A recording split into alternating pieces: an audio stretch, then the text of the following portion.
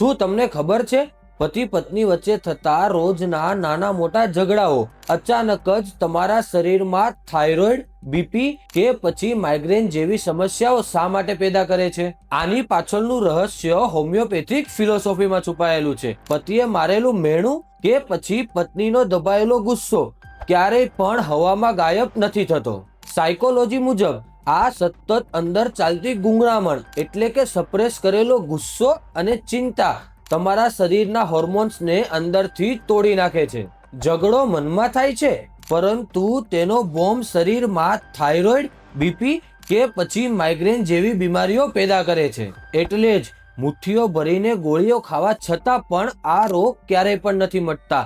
આનો સાચો ઉપાય હોમિયોપેથિક સારવારમાં છે. હોમિયોપેથી માત્ર રોગની જ નહીં, પરંતુ આ ઇમોશનલ ટ્રોમા એટલે કે જળ મૂળની ઊંડેથી સારવાર કરે છે.